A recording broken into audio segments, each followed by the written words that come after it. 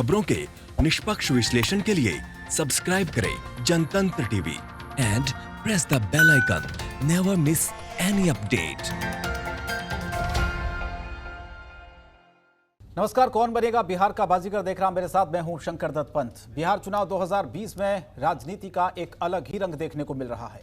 एक तरफ बीजेपी स्पष्ट कर रही है कि नंबर जो भी हो मुख्यमंत्री चेहरा नीतीश कुमार ही होंगे। केंद्र में एनडीए की सहयोगी लोक जनशक्ति पार्टी के अध्यक्ष चिराग पासवान लगातार नीतीश कुमार पर निशाना साध रहे हैं। चिराग पासवान ने अपने ट्विटर हैंडल से नीतीश कुमार के विरोध में एक और ट्वीट किया है। पासवान ने अपने समर्थकों से अपील करते हुए कहा है कि आप सभी से अनुरोध है, जहां भी एलजेपी के प्रत्याशी चुनाव लड़ रहे हैं उन सभी स्थानों पर बिहारी फर्स्ट को लागू करने के लिए एलजेपी के प्रत्याशी को वोट दें, जबकि अन्य स्थानों पर भारतीय जनता पार्टी के साथियों को वोट दें। आने वाली सरकार नीतीश मुक्त सरकार बनेगी, असंभव नीतीश, ये ट्वीट किया है एलजेपी अध्यक्ष चिराग पासवान ने। चाहता हूँ कि जिस तरीके से एक भव्य राम मंदिर का निर्माण अयोध्या में हुआ, मैं संकल्पित हूँ और आज मैं वही संकल्प लेने भी जा रहा हूँ कि मैं उससे भी भव्य मंदिर का निर्माण माता सीता का सीतामढ़ी में कराऊंगा, जो उनकी जन्मस्थली मानी जाती है। तो वहाँ पे निर्माण कराना, और इसके दो उद्देश्य हैं। एक तो मेरी आस्था है, वो तो एक कारण है ही, बट शादी में जब आप इस तरीके के भव्य मंदिर का निर्माण वहाँ पे करवाएंगे तो उस क्षेत्र का जो इंफ्रास्ट्रक्चर बेहतर होगा। बिल्कुल हम लोग की सरकार बनेगी, कम से कम मुख्यमंत्री तो दोबारा मुख्यमंत्री नहीं रहेंगे और हम लोग भाजपा के नेतृत्व में भाजपा लोजपा सरकार बनाएंगे। बिहार में चुनाव प्रचार जोर शोर से चल रहा है। आज सीएम नीतीश कुमार ने मधुबनी में जनसभा को संबोधित किया। इसी दौरान नीतीश कुमार ने कहा, बिहार के सभी लोगों की सेवा करना ही हमारा धर्म है। पुरानी सरकार पर निशाना साधते हुए कहा, पहले बिहार का बहुत बुरा हाल था, अपराध की बहुत सी घटनाएं घटी, विकास का दर न के बराबर था। हम लोगों ने हर चीज पर नियंत्रण किया। हमने शुरू से कहा है, हम न्याय के साथ विकास के रास्ते पर चलते हैं।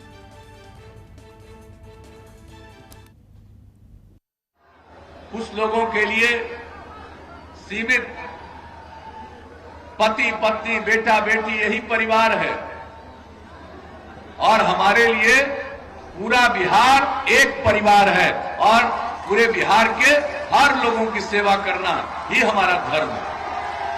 और पहले बिहार की क्या बुरा हाल, बिहार का कितना बुरा हाल था, अपराध की कितनी घटनाएं घटी, विकास का दर न के बराबर था। हम लोगों ने हर चीज पर नियंत्रण किया और हमने शुरू से कहा है कि न अपराध को बर्दाश्त कर सकते हैं, न भ्रष्टाचार को बर्दाश्त कर सकते हैं, न सांप्रदायिकता को बर्दाश्त कर सकते हैं। क्राइम, करप्शन, कम्युनलिज्म, ये सब के खिलाफ हम लोगों ने काम किया है और समाज में प्रेम का, भाईचारे का और सद्भावना का माहौल बनाने की हम लोगों ने कोशिश की है। एक बड़ी खबर इस वक्त ही आपको बता दें, RBI governor Shaktikanta Das corona positive पाए गए हैं। शक्तिकांत दास ने ट्वीट करके जानकारी भी दी है और कहा कि संपर्क में आए लोग अपना टेस्ट करा लें। आरबीआई का काम पहले की तरह ही चलता रहेगा, शक्तिकांत दास ने कहा है। तो कोरोना अपना प्रकोप लगातार बढ़ाता जा रहा है। देखिए आप किस तरह से आम से लेकर खास तक हर कोई कोरोना की चपेट में आता जा रहा है। अब ये खबर आ रही है कि शक्तिकांत दास कोरोना पॉजिटिव पाए। आगे बढ़ते हैं। बिहार विधानसभा चुनाव को लेकर तैयारियां जोरों से चल रही है। सभी राजनीतिक दलों ने चुनाव प्रचार में पूरी ताकत झोंक दी है। इसी के साथ सोशल मीडिया पर जुबानी जंग का सिलसिला भी जारी है। राष्ट्रीय जनता दल के नेता तेजस्वी यादव ने बिहार के मुख्यमंत्री नीतीश कुमार पर एक बार फिर से हमला बोला है। उन्होंने कहा कि नीतीश कुमार जी थक चुके हैं, उनसे बिहार संभल नहीं रहा है। नीतीश कुमार ऊर्जा विहीन हो चुके हैं। उनकी पकाऊ, थकाऊ, उबाऊ, बासी और घिसी पिटी बातों से जनता पक चुकी है। देखिए, एक बात स्पष्ट है कि नीतीश कुमार जी ऊर्जा विहीन हो चुके हैं। एक रूढ़िवाद सोच के हो गए हैं, संकीर्ण सोच के हो गए हैं। जिस तरह का उबाऊ, पकाऊ, बेमतलब की भाषण, बातें वो कर रहे हैं, इस हिसाब से पूरी तरीके से लग रहा है कि वो ऊर्जा विहीन हो चुके हैं। हम लोग व्यापक सोच के हैं, साधुकरण की बात करना चाहते हैं, आगे ले जाना चाहते हैं, तरक्की की बात करना चाहते हैं। और हम बार बार हमेशा कहते रहे हैं कि नीतीश कुमार जी थक चुके हैं, उनसे बिहार संभल नहीं रहा। और बिहार में चुनावी शोर चारों ओर सुनाई दे रहा है। बिहार में पहले चरण के लिए मतदान के लिए महज कुछ ही दिन बचे हैं, लिहाजा सियासी सरगर्मी भी तेजी से बढ़ती जा रही है। हर किसी की जुबान पर चुनावी चर्चाएं हैं, तो मतदाताओं को रिझाने के लिए राजनीतिक दलों द्वारा वादों की झड़ी लगाई जा रही है। चलिए आपको बताते हैं किसके घोषणा पत्र में क्या कुछ वादे जनता के लिए किए हैं। मोदी जिंदाबाद, नरेंद्र मोदी जिंदाबाद, एनडीए सरकार जिंदाबाद।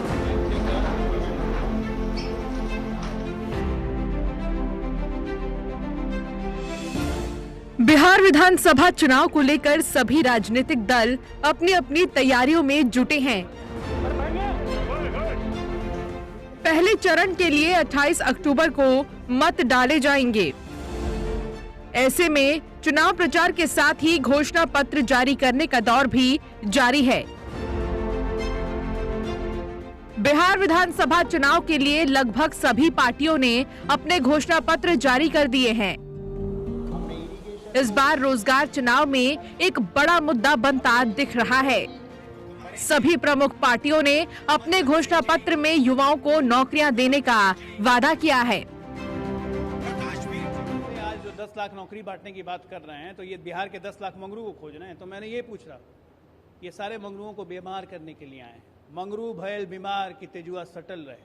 और बिहार की जनता से ये अपील है कि इनसे पूछें, जब ये बात करें नौकरी की, कि ये तेजस्वी भैया मंगरुआ के जमीन कब लौटेब, कब लौटाएंगे मंगरू यादव की जमीन, और ऐसे जितने लोगों की जमीन लेके इन्होंने लिखा हुआ है।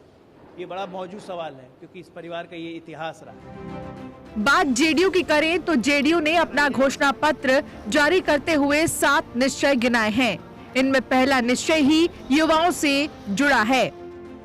युवा शक्ति बिहार की प्रगति, सशक्त महिला, सक्षम महिला, हर खेत में सिंचाई का पानी, स्वच्छ गांव, समृद्ध गांव, स्वच्छ शहर, विकसित शहर, सुलभ संपर्कता, सबके लिए स्वास्थ्य सुविधा। तो वहीं बीजेपी के घोषणा पत्र की बात करें तो बीजेपी ने कहा कि से कम 3 ऐसे वैक्सीन भारत देश में प्रोडक्शन के कगार पर आ गए हैं।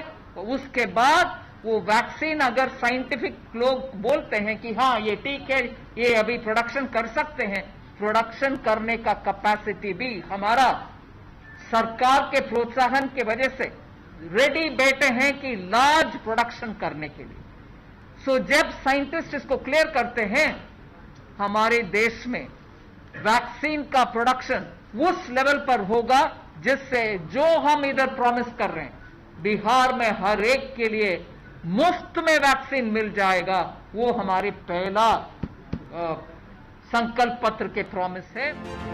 कोरोना का निःशुल्क टीकाकरण उपलब्ध कराएंगे। विश्वविद्यालयों तथा संस्थानों में 3 लाख शिक्षकों की नियुक्ति करेंगे। बिहार के नेक्स्ट जनरेशन आईटी हब के रूप में विकसित करेंगे। अगले 5 वर्ष में 5 लाख से ज्यादा रोजगार के अवसर, 50,000 करोड़ की व्यवस्था कराकर 1 करोड़ महिलाओं को स्वावलंबी बनाएंगे। कुल 1 लाख लोगों को स्वास्थ्य विभाग में नौकरी के अवसर प्रदान करेंगे। दरभंगा में एम्स का संचालन 2024 तक। एक बार फिर राघोपुर की महान जनता जो है जिताने का काम करेगी। और आज नामांकन के दिन हम इतना जरूर कहना चाहेंगे, पहले हमने कहा है कि पहले कैबिनेट मीटिंग में सरकार बनती है तो पहला दस्तखत जो होगा, हस्ताक्षर जो होगा, वो 10 लाख नौजवानों को रोजगार देने का होगा, जो कि स्थायी होगा, सरकारी होगा। बिहार विधानसभा चुनाव के लिए महागठबंधन ने नवरात्र के पहले दिन अपना घोषणा पत्र जारी किया। महागठबंधन ने साझा घोषणा पत्र को बदलाव के संकल्प पत्र का नाम दिया है।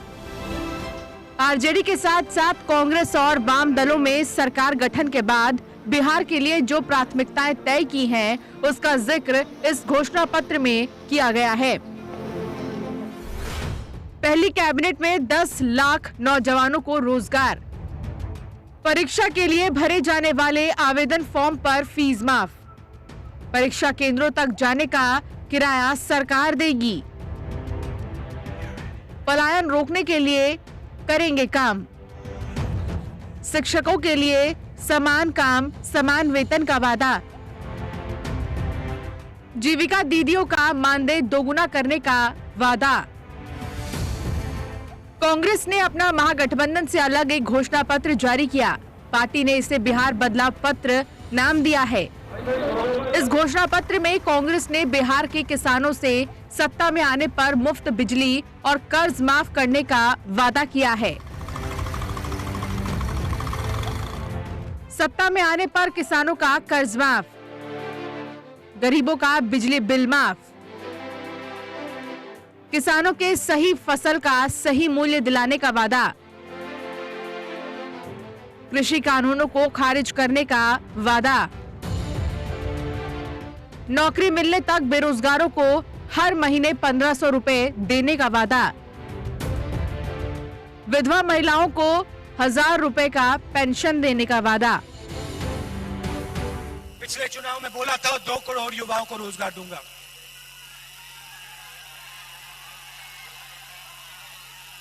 मिला? किसी को मिला?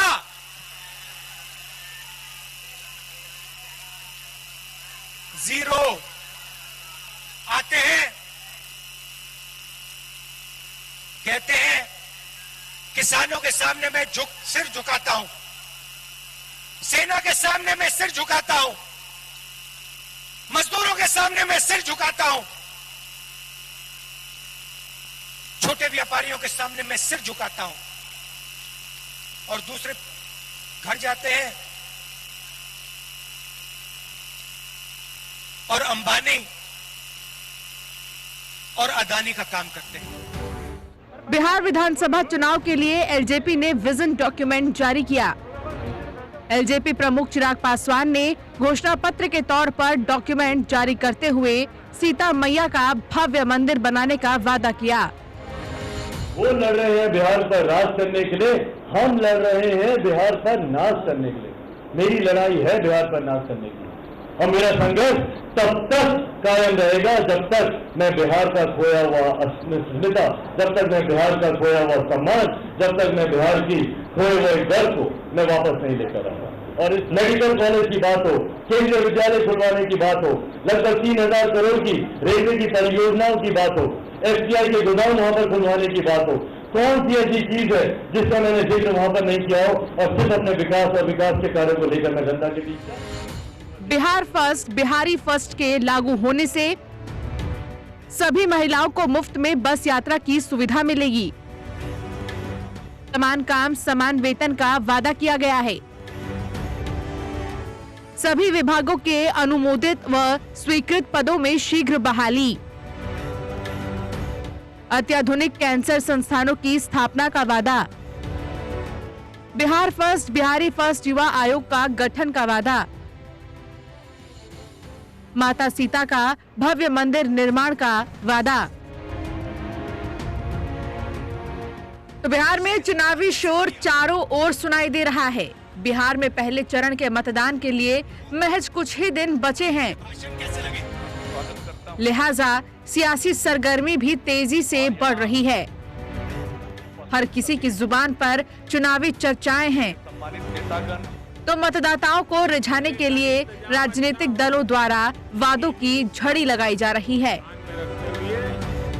लेकिन देखना होगा कि आखिर बिहार की जनता किसका राज तिलक करती है।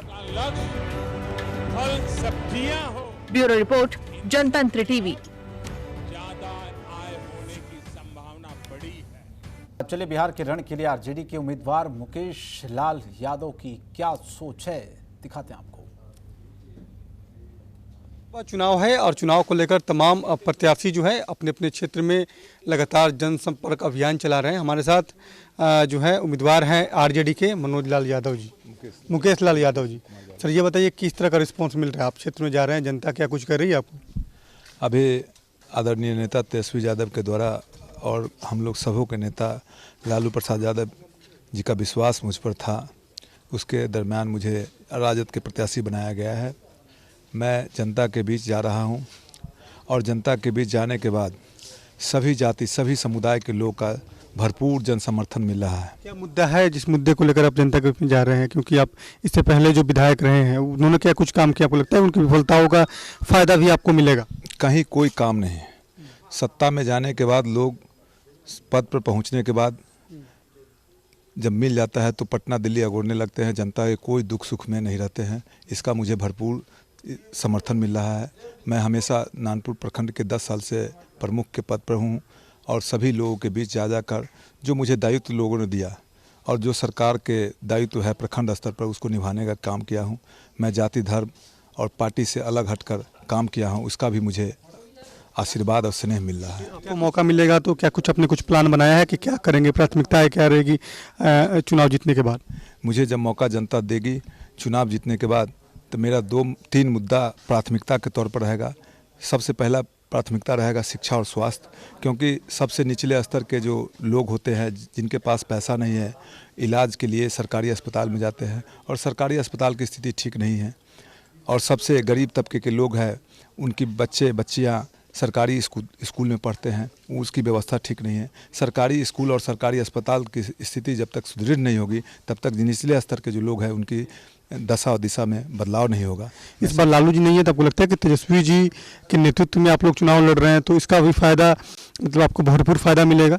पूरी तरह से हमारे नेता पूरी परिपक्व है और सभी जो खास करके बिहार के युवाओं में तेजस्वी जी के प्रति किसी जाति किसी समुदाय के प्रति जो तेजस्वी जी के सम्मान में जो लोग हैं, सभी जाति समुदाय में तेजस्वी जी के प्रति सम्मान है, उनका हम लोग को भरपूर समर्थन मिल रहा है क्षेत्र में, खास करके युवाओं का। महागठबंधन के तमाम घटक दल एकजुट हैं, आपको लगता है कि सारे लोग मजबूती के साथ आपका साथ दे रहे हैं? एकदम सब लोग एकजुट है और जनता, सबसे बड़ी जनता जो है से हमारे क्षेत्र में एकजुट है। हमको बहुमूल्य वोट देकर चुनाव जिताने का काम करेंगे। जो प्यार स्नेह मिल रहा है वो मुझे उम्मीद से ज़्यादा मिल रहा है।